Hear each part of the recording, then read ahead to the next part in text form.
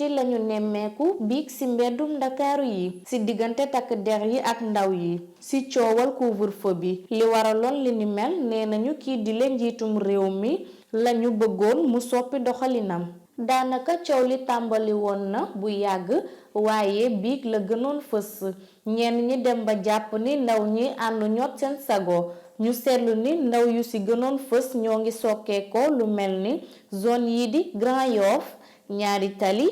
HLM Grand Yoff Castor Liberté 6 Xaar Yàlla Mbour Saly Kaolack fi nga xam ni moo gënoon a metti ci guddi gi ba ñu joxe woon ay xibaar ne kii di wuyoo ci turum Alioune Diouf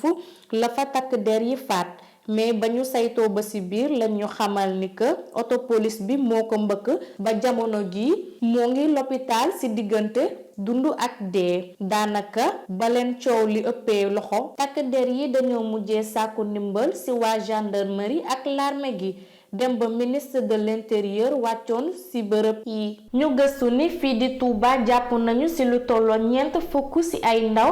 ak fanweer ak ñaar ci Kaffrine 2,4 ak juróom benn cas wum corona 21 ñàkk nañ ci seen bakken ci diggante 20 ak ñeent fan dem ba kàddu yu njiitum réew bi newoon nañu jéem a dund ak feebar bi ba askan bi dem ba mel ni dañoo tay ci lu ni mel ci loolu askan bi taxaw nañu tem ngir nguur gi jël ci ay matuwaay ci lu mu gën a gaaw loolu moo waral tey ji autorité yi indiwaat yeneen mesure yu bees Macky Sall mu mel ni ñu ni dafa seede ci pression populaire bi mesure at tere yi nga xam ni jëloon nañu ko mu delluwaat ci ginnaaw bokk na ci léegi ñu ni couvre-feu bi 23h lay tàmbalee ba 5h du matin transport interurbain bi dina dooraat restauration yi ak gare routière yi ak salle de réunion yi ubbi waat nañ seeni buntu waaye nag masque bi foo mënti dem danga koy sol